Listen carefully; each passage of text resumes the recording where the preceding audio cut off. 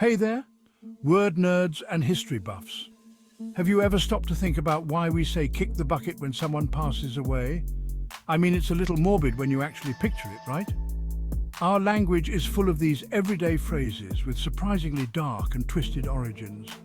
Today, we're diving deep into the history of some common sayings that you probably use all the time without realizing their rather gruesome beginnings. Get ready to be surprised and maybe a little disturbed, because the truth behind these phrases is a wild ride. All right, let's start with the phrase, bite the bullet. Today, it means to face a difficult situation head-on, with courage and determination. But its roots are deeply embedded in the bloody battlefields of the past, where survival was a daily struggle. Imagine this, it's the 1800s, and you're a soldier undergoing surgery, without anesthesia. The pain must have been unimaginable, right? Well, to help with the excruciating pain, you were given a bullet to literally bite down on. It was a crude but necessary measure, I know.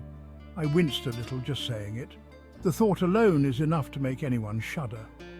This practice wasn't just limited to soldiers.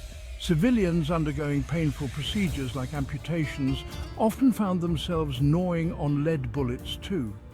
It's believed that biting down helped to distract from the intense pain and prevent screaming or biting off their own tongues, which could be fatal. So, next time you're told to bite the bullet, remember the sheer grit and resilience of those who actually had to endure such agony. Now let's talk about the phrase, kick the bucket. This phrase, meaning to die, has a few origin stories, and none of them are particularly pleasant or comforting. One theory links it back to the grim practice of hanging. Imagine someone standing on an overturned bucket, with a noose around their neck, ready to meet their fate. To end their life, they would simply, well, you get the picture. The bucket would be kicked away, and the person would be left hanging. Another theory connects the phrase to the way a slaughtered pig would twitch and thrash its legs, appearing to kick a bucket that might have been nearby during the process. It's a bit grim, but hey, death and language have always had a complicated relationship.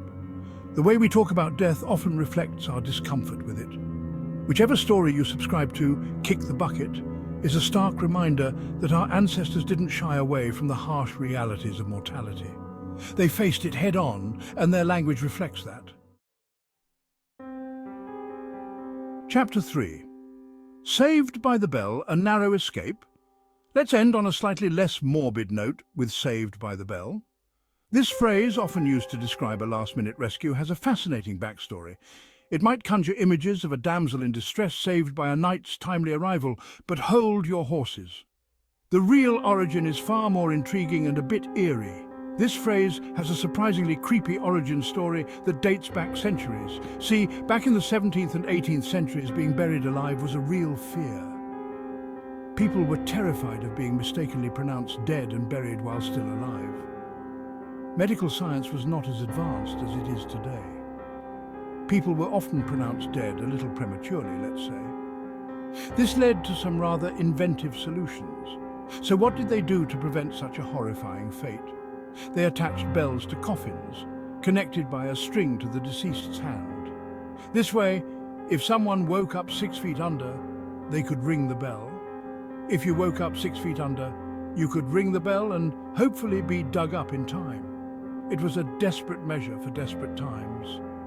Thankfully, medical science has advanced significantly since then, reducing the chances of such a grim mistake. But the phrase remains a chilling reminder of a time when a bell could literally be the difference between life and death. It's a testament to human ingenuity and the will to survive against all odds. So there you have it. Everyday phrases with origins that are anything but ordinary. It's amazing how language evolves, taking on new meanings while still carrying whispers of its past. Which phrase surprised you the most? Let me know in the comments below. If you enjoyed this linguistic journey, hit that like button and subscribe for more surprising truths and fascinating tidbits. And be sure to suggest other phrases you'd like us to explore. Until next time, keep those brain cells buzzing.